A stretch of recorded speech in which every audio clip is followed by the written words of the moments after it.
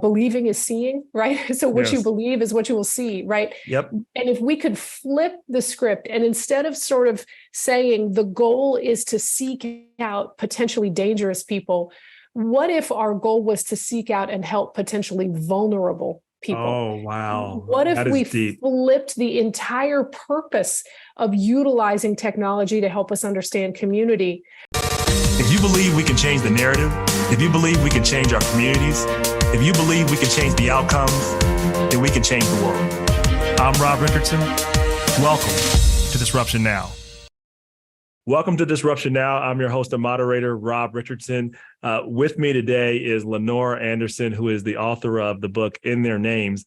Now, did you know that as of 2020, we have more than 2 million people that work in the industry we're going to talk about? It's not artificial intelligence. Yeah, I know that's the big thing nowadays. No, it is the justice system. I don't call it the criminal justice system because it lacks justice most of the time. So I call it the system. I certainly don't call it the justice system. We also spend more than, this was as 2020, 300 billion annually. So, I mean, you would think, Lenore, we've solved crime in this country. We're ahead of the curve. We're focused on victims and we're very efficient at it. You would be wrong if you think that's the case. We are one of the worst at it. And in your book, you say this: those who are actually who are most harmed remain the least helped. And that's still true of 2023. And I'm honored to have Lenore here to talk about this. I have read this book. It is a transformative book. It is one that you must read. Even if you are even if you are aware of how bad our system is. If you're my first entry into this, the first book I read that really opened my eyes, Lenore, was The New Jim Crow. That was the book that really sparked my just thoughts to say, I had no idea that it's this bad. And I believe firmly that the lack of justice within our system is the preeminent civil rights issue of our time. So thank you for your work. She's also the co-founder of the Alliance for Safety and Justice. They are a sponsor of this podcast. They have been a supporter of our work, and I'm honored to have you on the show. Thank you for coming on. Oh, the honor is mine. Thank you so much, Rob. No, thank you. So what sparked you to write this book? What was your driving force behind writing this book? Well, I wanted to write a book that was able to talk about an aspect of mass incarceration that is frequently ignored. And that aspect of mass incarceration is how it has actually hurt victims of crime. I grew up in the 80s and 90s in California, the home of the tough on crime movement that spread across the country. And a lot of the policy reform that alleged to promote public safety, right? Mandatory sentencing, truth in sentencing, mandatory minimums, no pretrial release, all of these types of policies that really ratcheted up incarceration in the US. The political message, Rob, was, hey, this is going to be better for victims. This is really how we help victims of crime. It's how we help improve safety. And, over the years that I've been advocating to change this system, I've seen in state house after state house, many policymakers are still stuck on that idea. They're still stuck in this world of we live in a time where, a lot of folks now get and understand the racism in the criminal justice system. They get and understand, how wasteful it is, how much money is being wasted on these bloated prisons. But there's still a barrier, right? We talk to lawmakers in states all across the country and we hear, well, we don't want to reform criminal justice too much. We got to be careful. Because we want to be able to continue to protect victims. And so, from my perspective, in the trenches in local government, as well as in grassroots organizing and community building work, I've seen over and over again that actually mass incarceration has hurt many more victims than it's helped. So I really wanted to expose the other side of the coin. There's too much incarceration. but chronic victim disregard is the same system. And until we understand that, until we understand this link between chronic victim disregard and mass incarceration, we're going to continue to limit our imagination. Yeah, because mass incarceration doesn't focus on victims. It does not. And this book helped me understand that. And again, I thought I was fairly educated on this in terms of done a lot in this field and helped. And we worked together, your organization, Shakira Diaz, many people. I'm more informed than most, but this still the level of just lack of empathy, lack of humanization. I knew that existed for those who are in the system, right? Those who commit the crimes or alleged of committing the crimes or commit the acts. I knew that was causing problems and that the dehumanization of those who go through the system definitely cause more problems. What I failed to appreciate is that same system was not only creating more problems for those who went into the system, but those who were supposed to be who they were protecting from them they were actually creating more problems because of how our system is incentivized, how it's been, and how that cycle has continued over and over again. So quite a few questions here. So as you just went to this example to talk about people have now recognized that I think almost universally, that we've gone too far. But what they fail to realize is that it's the inherent nature of it that is the problem and how we go about it.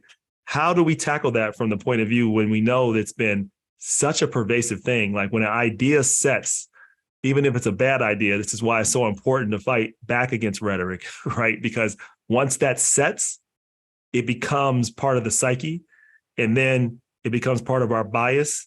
And then people no longer even understand that it's part of their bias. And then even people that can mean well have been so infected and affected by these narratives that it creates massive problems. Like when you talked about in the book, the super narrative kind of narrative that took off in the 90s about kids, mostly Black kids, let's be straight, right? When that narrative took off and took place, it took on a life of its own, and that stayed for a generation. Given all that background, how do we begin to tackle that? I'll tell you how we began to tackle it, Rob, which is we started off saying, listen, if the maintenance of mass incarceration policies is propped up by these myths, right? These narratives that you're talking about that took a hold in the 80s and 90s, whether it was the super predator myth that really demonized young people of color, or the myth that victims are really this vengeful lobby that wants all the incarceration in the world. If those are the myths that are propping up mass incarceration, what would it look like to actually engage folks who've been harmed? What if we started conversations with, hey, real-time information from people who've been hurt by crime and violence? Can that help us unpack what's true and not true here, right? So we started off, we were like, all right, small room, focus groups, bring together people who've been hurt by crime and violence, who've engaged with the justice system or experienced disregard, and ask, what would you have wanted? What could have prevented it? What would the solutions for safety be? And what we found really flips on its head all of the mythology about what's best for victims and what's best for public safety. What we found, instead of sort of, a group of people who were applauding this tough on crime approach to safety, we found diverse representative groups of victims across the country actually want rehabilitation, want, when you ask the question, what would matter the most? The answer, by and large, is actually heal trauma, stop the cycle of trauma, stop the cycle of violence. Folks who have been most harmed know better than non-victims, know better than people who've not experienced it, how that cycle of violence continues. Right. solutions are not going to be found in prison first approaches. The solutions are going to be found, the safety solutions are going to be found at the community level, at the family level, at the neighborhood level, investing in prevention, investing in the building blocks for safety that need to happen. So that wisdom that we now have as advocates, right, when we're in state houses and trying to change laws, it comes from the people that we talked to originally, Yes. right? It comes from just saying, let's investigate the truth of this myth. Is it true or is it not true that victims want all this tough on crime stuff? They don't. Here's what they say instead. Let's learn from that and build a new approach. Which is why you call the book In Their Names. It's about the stories of the victims that transform to survivors to help advocate for a better system. And I think that was a brilliant focus, and I think it's very important.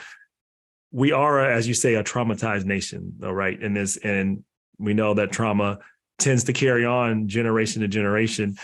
And the challenge is, how do we pass on healing? You talk about this in your book. We normally pass on trauma. Yeah. How do we create a system around passing on healing? You know, this was one of my favorite parts of the book to explore. You know, I've worked in local government, public safety systems, and I've also worked as an advocate for reform for about 25 years.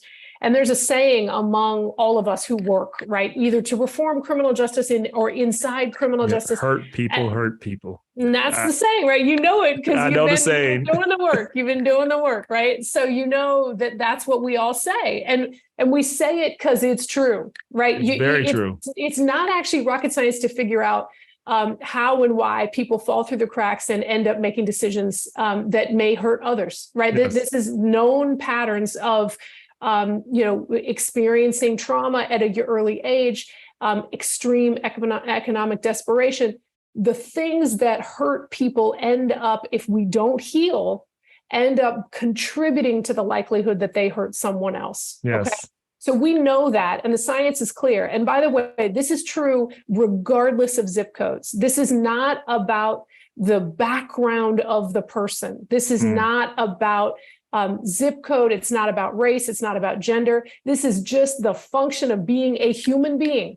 Yes. Is when we get hurt, if we don't get access to healing, we are very likely to fall through cracks, develop substance use disorder, develop mental health challenges, and or hurt other people. That's just what happens to all of us, right? So that's the side. Well, there's this other side, and I love that, you know, so many people working in violence prevention now kind of, you know, say, yes, hurt people, and healed people heal people, right? Yes. We can just at the same you know, challenges that folks face when they experience extreme trauma and repeat trauma and don't get help.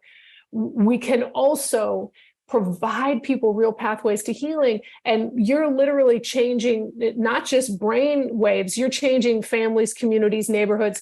Healing helps us all. Healing is safety for all of us. Yes. And the way to do it is to invest in the survivor leaders who are pointing the pathway and building the programs, whether it's trauma recovery centers, reentry centers, violence interrupters, or sort of street peacekeepers, you know, mental health crisis response. Those are all real world programs that provide people a lifeline. And when you can provide people with that lifeline, when you can actually give people connection to community stability and healing, you're increasing their success and you're increasing the success of everyone around them.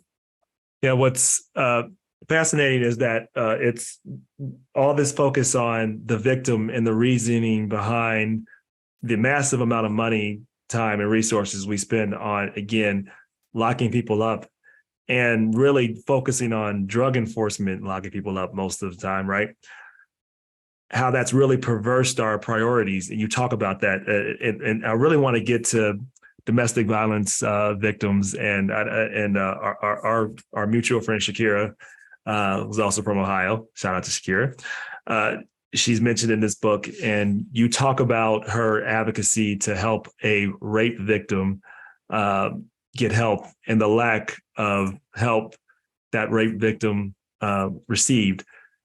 Talk about that is a systemic problem. And particularly, I think what was very fascinating was how there was a systemic focus so much on prosecuting drug crimes that there was ignoring actually crimes of robbery, rape, and things like that.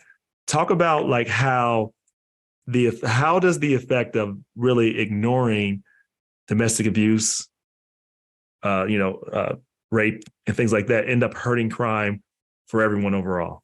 Yeah. Well, so, the rhetoric in the 80s and 90s was victim rights and law and order. The policy responses to that rhetoric was a whole bunch of money for criminal justice bureaucracies. I mean, we're talking millions and millions of dollars from the federal government to state systems to police systems at the local level. But it was not money for what one might think the money would be for if we were very concerned about public safety, which would be understanding trends, understanding how to communicate with folks who are getting repeatedly hurt, building pathways to prevention. No, actually, most of the money was earmarked for beefing up and militarizing our criminal justice system, yes. Right? This was money for the war on drugs, used to be called in the 80s and 90s, the war on parolees, right? Right? So, we're talking about this huge explosion and this lopsided explosion where we pushed a ton of money into criminal justice systems, and they got really good at mass surveillance, busting people for low-level stuff, and mass incarceration. That was their skill. That was what they were trained in. That's what they did. That's what folks were put on the street to do. That's what prosecutors got so good at doing. Quick resolution in those general felony, criminal courts. I mean, you're just, guilty plea after guilty plea, right? Because this is all driven by, arrest rates and prosecution rates and incarceration rates, not driven by solving crimes, not driven by looking at the intractable and difficult cycles of harm that are happening, but actually stay in where it's simple and where a military sort of presence can make a difference. Now compare that to the realities, right? No, and critical point to this. All of that militarized mass surveillance was not happening across every community, oh, right? No. Right. It wouldn't work. This wasn't the suburbs. Okay. No. This was an effort to engage in mass surveillance primarily in communities of color, primarily in urban communities. And these are communities where folks who are genuinely experiencing harm, right? Whether it's you're a victim of domestic violence, you're a victim of rape, you're more likely, right, in that construct to be engaging with the criminal justice system, seeking to arrest you than seeking to help you. Yes. Right. And so that's the upside down priorities that got developed through funding and through policy priority. And through narratives like war. You're saying war with your own citizens. Just hold that thought. War is preserved for preserving the national interest against an enemy combatant. And so we turn that on its head. And now we're at war with just certain communities, and the relationship built to that mistrust. And you can talk more to how that continued to build mistrust. How did the narratives around militarization? And then after you answer that, I really want to have a in-depth conversation really about a point you made about the policies where we had crack pipes over rape kits and the really tragic case that happened out of Cleveland, which I also had no idea about. But talk about how the militarization of police has led to a breakdown in trust between the community and policing. Yeah, well, and kind of connected to where you're wanting to go. I mean, if you look at the cries out for help that were happening in the 80s and 90s, there was a significant increase in violence. We're experiencing an increase again today, right? I was going to bring that up too about the parallels, but go ahead. Right, and the response was, let's militarize our police.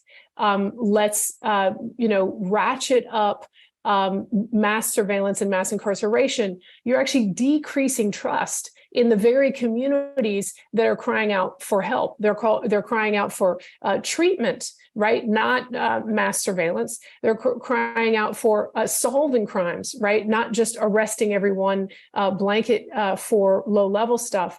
So police and prosecutors and sheriffs and courts got expert at this one aspect of their jobs and totally disregarded real need for community trust building.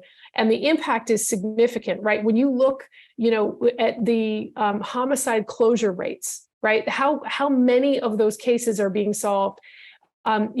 Sexual assault crimes, domestic violence, human trafficking. These are extremely difficult, cyclical types of harm and violence that require sophistication, require trust, require smart investigation to do something about. But you can't do that if all your money and your expertise is tied up in these bloated mass surveillance and mass incarceration approaches. And so, we see in cities where at the same time in the 80s and 90s, when drug possession arrests were literally, skyrocketing, right? Triple and quadruple as many people getting arrested for felonies. It was all, drugs and theft. At that same time, you see homicide closure rates in those same cities down at 10%, 15%, 20%. So, Rob, these cases aren't even being solved. And so, and community members experiencing that contradiction, right, are going to have a huge gap in their ability to trust those systems that are more interested in arrest than help. Yep. Malcolm X said it, that our neighborhoods are most policed and the least safe. And there's something wrong with that. Like, if you're spending the most resources on it, why is safety not following? And it speaks to the reasons you just said. But I really want to dive into what happened in Cleveland, because again, I had no idea about this. So I'm going to high level talk about it and really just get your thoughts about how we can prevent this from happening again. Like, when people think about all the money and all the resources, we talked about it earlier. And you have a situation where there was a serial killer going around Cleveland, and the serial killer was raping and murdering African-American women. And you said in the book, and it's a sad, I just think it's a fact. It's a sad fact that the serial killer was smarter than the police, because he knew that the victims he chose would be ignored for years, or be ignored, period. And your book illuminated that to just a horrific effect, in that there was a woman that miraculously got away. I forgot her name. I'm sure you remember her name, but she got away and called the police, and they told her to come in to the police station after she reported a serial killer killing people. I just can't even understand it. The operator told her to come in because, again, part of the issue is trust on both sides. This lady assumes that because of the narrative we put forward, the operator, I'm trying to understand her point of view. I think it's ridiculous, but she's been infected so much by these narratives that she assumes anybody that's coming from these communities, they're all criminals. Mm-hmm. And what happened is we saw this person get away, the serial killer. It wasn't, I don't think, I believe until a year and a half later, and probably many murders later, that this serial killer was discovered, and the bodies were discovered, when we could have solved the crime much earlier had we actually listened to the people on the ground. How can we learn from these situations and not repeat this? Yeah. I know that was a loaded question, but I mean, I wanted to feature that story of Vanessa and the work that Shakira Diaz and others did to transform Ohio's approach, because it spoke volumes to what we're talking about when we're talking about chronic victim disregard. This is what we're talking about. We're talking about this, woman who survived something no one should have to survive. No, it should never happen that someone is experiencing that kind of violence. She narrowly escapes with her life from, a serial killer who is engaged in sexual assault, targeting women of color in Cleveland. She escapes this, goes to report it, and is told, we can only take that police report down in the station. And then her second interaction with law enforcement, she's arrested as someone who had been on probation prior to the crime happening. She's arrested for possession. So then she's sitting in jail, right, as a defendant, when she is trying to give them information that is literally life or death information for thousands of women in Cleveland at that time. And it's so alarming to imagine that this is just the time this happened that we know about. That's exactly right. This is just the time that we are lucky enough to absorb and understand what happened here. But when we treat entire communities as communities that are suspects only, enemy combatants, then we miss opportunities to actually see real vulnerabilities and to actually stop harm from continuing to happen. And that's exactly what happened in this situation in Cleveland. And then, your question, how do we learn from this? Well, it's leadership that changed that, right? So, a couple of investigative reporters in Cleveland uncovered untested rape kits, thousands and thousands of untested rape kits sitting there collecting cobwebs in the back of the police department, happening at the same time that the crime lab was overrun with requests to test crack pipes, right? Yes. So that people could get felony convictions for trace amounts of crack being found on their pipe. That's what crime lab resources were going to, right? Well, it was investigative reporters that discovered that, and it was grassroots organizers that pushed back. And grassroots organizers like Shakira Diaz from my organization, Alliance for Safety and Justice, that got the police department to change their policy and stop testing crack pipes and wasting people's time. That got the police department to start testing rape kits and helping out women. There were so many hundreds and hundreds of courageous survivors who stood up at city council meetings, calling the mayor's office, calling public officials to get those policies changed. So what we can learn is that if we listen first and invest in grassroots leadership, we can hold public systems accountable. Yes. And that we also have the power, despite all of this, despite sometimes feeling hopeless, that there is power and there is ability to change when we're willing to fight from the ground up. It can and has happened.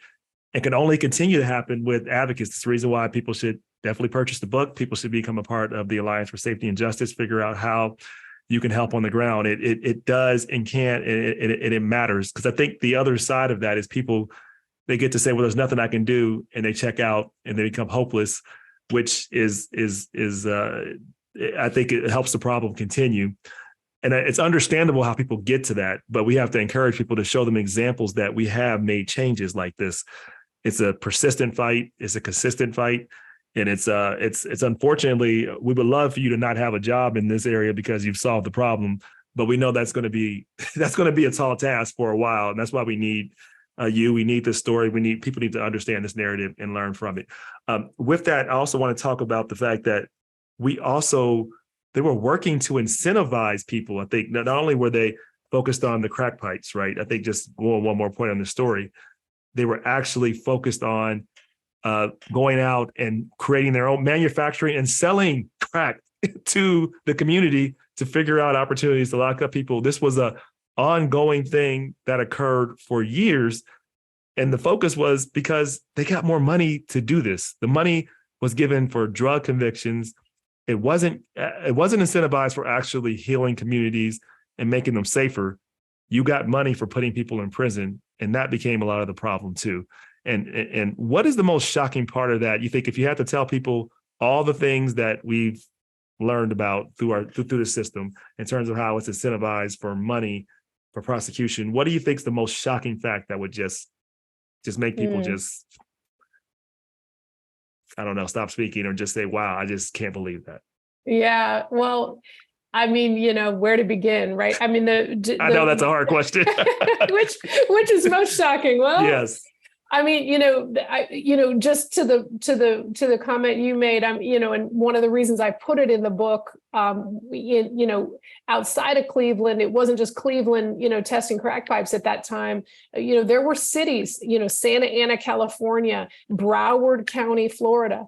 The public officials were using their own crime lab resources to actually manufacture drugs and then give those drugs to undercover officers to go do reverse buy busts on corners, right? So we're actually making drug the public. What's money. A reverse buy drug? So most people know undercover police might arrest someone for selling drugs by pretending to be a buyer, right? Yes. Well, the reverse of that is when an undercover officer with drugs manufactured in the local sheriff's department, no less, is actually standing on the corner trying to sell the drugs, and so then they become the drug dealers, and they're arresting the buyers who are clearly the ones that are often the buyers are the people that are the victims that are addicted for mental illness reasons and things like that, or other reasons, because we know that's tied to mental state and lack of support. So it's another example of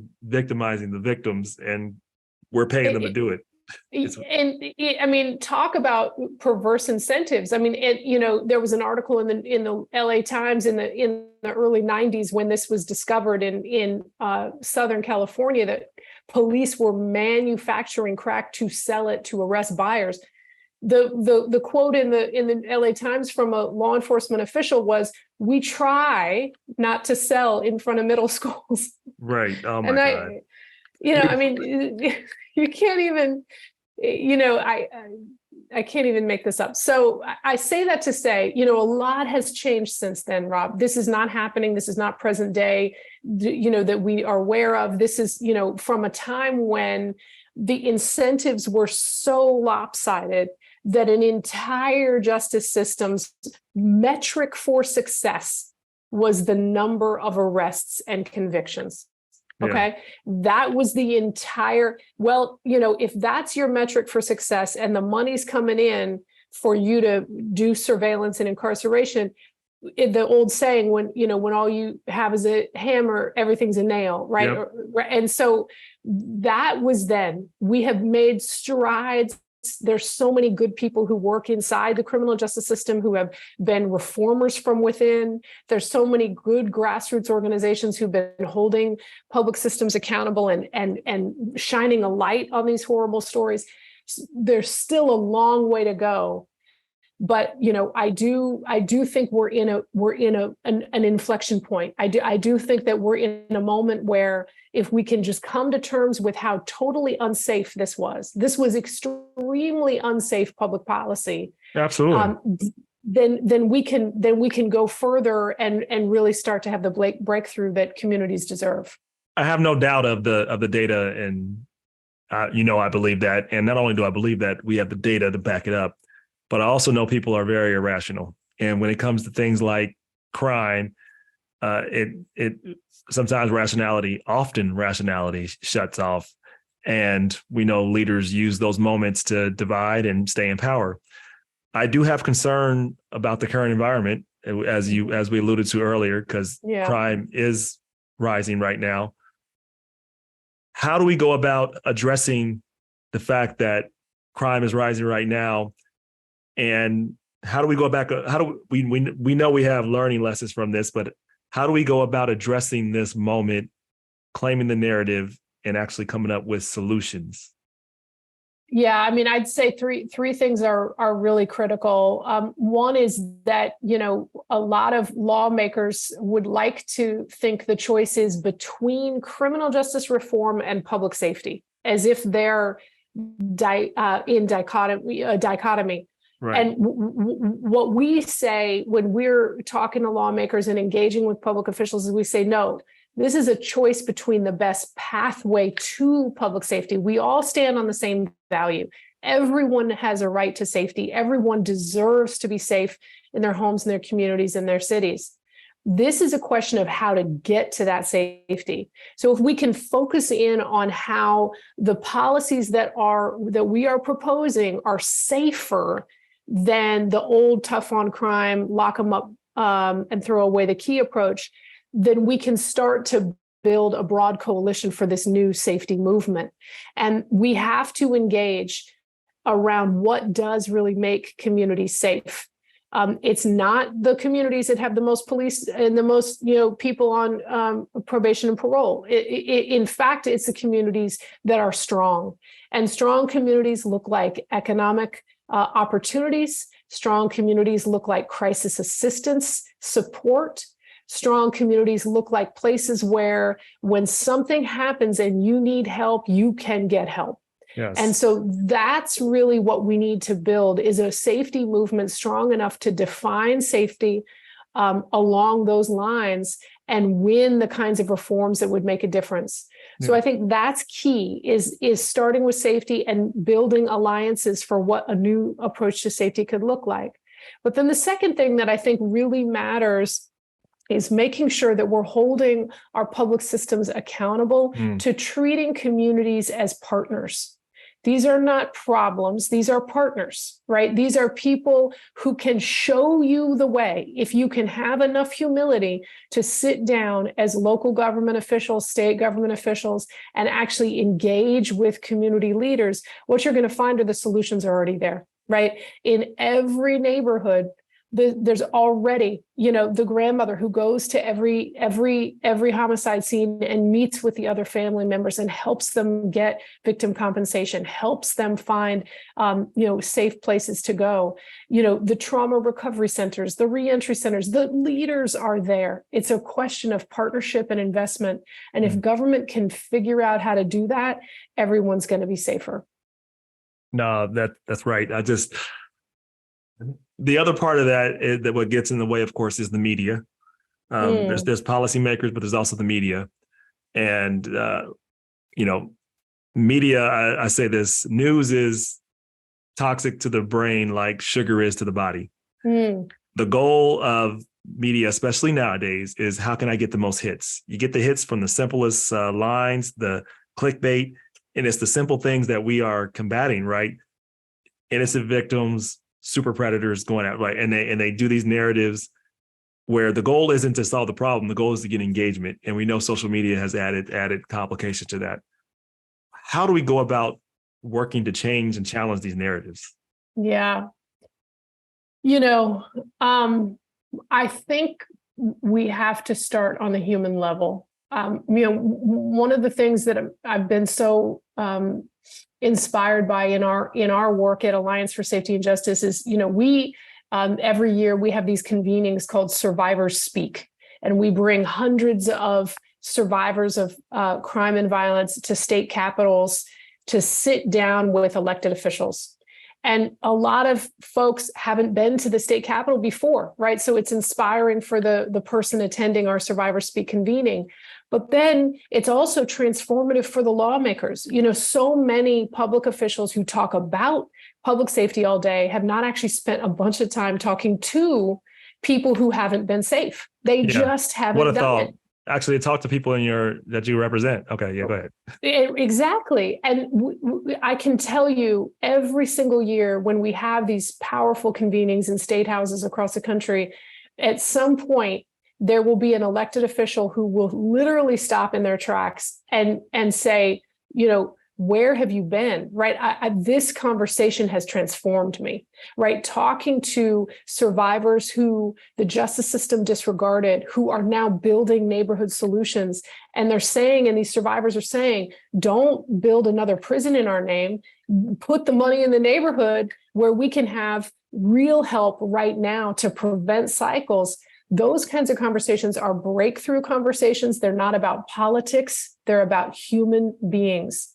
So we have to start at the human level, and we have to make sure that we're direct engaging with decision makers and bringing folks with real human experiences to decision makers so that they have to listen to what's really happening and how they can solve it. And I think flowing from there, there's an opportunity for us to tell stories of healing and hope. Fear is certainly a motivator for voters, but hope is an inspiration. And if we can continue to put forward messages that are about hope, that are about healing, that are about coming together and building strong communities, I think in the long run, we will win. Yeah. A couple more questions before we close out here. You talked about surveillance earlier, and I want to circle back to that for the reason of technology. Technology, we've seen huge advancements very recently, particularly with artificial intelligence and how we use data. To now, I'm sure there's exploration of how to use AI to do surveillance, how to use AI for the criminal justice system. There's probably ways to do that to prevent bias, and then there's ways to reinforce bias. What are your thoughts on how we should think about approaching that? My belief is that that's going to be the next frontier that we're going to have to look at, not like in 10 years. We got to start right now, because trust me, people are looking at this data, people are looking at ways, and they probably think, oh, we can save a lot of money. Let's just put an algorithm towards it, which sounds good in theory and could work, assuming the algorithm isn't biased and we aren't putting the same things that we put into it in the past. Obviously, I put a lot of my bias in terms of how it needs to be done there. But how is your approach to thinking about technology and how to help communities and not hurt communities? Yeah, I mean, you are right that this is an urgent present day question. This is not 10 years. This is like maybe 10 days, right? For sure. We got to figure this out quick. Yep. And I have hope that, folks who are much smarter than me on this will be able to lead the way. I think what we've already seen in terms of technology and criminal justice is a lot of the ways that it can be very harmful, right? Yep. We've already seen the ways in which racial profiling can get embedded in algorithms, embedded in surveillance technology, and that has had extremely devastating effects. Yeah. And so my hope is that there are plenty of smart racial justice leaders in the sector of tech that can educate, at times well-meaning leaders in criminal justice and public safety who just don't think enough about the bigger impacts of those technology developments, who can start to educate and also innovate and start to point a way. There's that saying, believing is seeing, right? So what you believe is what you will see, right? Yep. And if we could flip the script, and instead of sort of saying the goal is to seek out potentially dangerous people, what if our goal was to seek out and help potentially vulnerable people? Oh, wow. What if we flipped the entire purpose of utilizing technology to help us understand community so that we could drive help to folks who need help? We know who's vulnerable to cycles of harm. This is not mysterious. We know who public systems have disregarded for too long. And if we could use technology to help us identify vulnerability needs, then the solutions flow from that. The solutions for well-being are going to flow from our acknowledgement of where the challenge is. That was beautiful. I mean, that was wow. And there's not a whole lot of people that's smarter than you, because you can listen. Let me just tell you what you just said, right, is how the technology matters and doesn't matter. Like, what matters is the problem you're solving. That's right. What matters. And so when you're approaching a technology, you don't have to know how to code. You just have to know what are you targeting? And again, if you're targeting, how can we lock up people? We know what we're going to get. We know we're going to get these, like, we got facial recognition that can't recognize me because I'm Black. It literally does not recognize Black people as well. It misidentifies us, and then all of a sudden, we get put in jail. And if that's your focus, then that's your input, that's your output, right? So it's as complicated as people make technology. The basics aren't that complicated. What you focus on is what you get. And if that's your focus, that's what you get. And I just think there's a lot to be done there. And just remind me, I'm going to have to get you with someone that's in a field called explainable AI, and that's a simple way of saying making sure we understand and we don't have biases within AI. That's a whole field that no one is focusing on. They're just focusing on, sounds familiar, performance. How much can I get out as quickly as possible? Not, do we actually understand the algorithms? Are we looking at the biases that it's doing? Are we seeing, are we going to be transparent with it? These things are really going to be, I think, extremely important with the criminal justice system, many other systems, but I think this is, as I said, the civil rights issue of our time. So that was a great answer and a profound answer that you had there. So just closing out, what can we do to help your efforts? How can we be supportive of making sure that we are doing our part? Well, there's always the opportunity to join the Alliance for Safety and Justice. allianceforsafetyandjustice.org is our website URL. And we work actively in Ohio, and we have a lot of partners in your home state. We also work in 7 other states across the country. And we also have a national membership. And so if you join Alliance for Safety and Justice, we have two or three ways you can join. One is through our crime survivor organizing program, right? If you're a victim of violence or someone who has survived harm, who wants to advocate for better public safety policies, then you can join Crime Survivors for Safety and Justice. If you're someone who has an old record, who's seeking to organize for real redemption, for the opportunity for everyone to be able to live past their past and get access to real economic mobility opportunities, we have timedone.org. That's our organizing program for folks with old records. And if you're just an ally and you're someone who wants to be an ally and wants to make a difference and stand on the right side of history, allianceforsafetyandjustice.org is a place to go.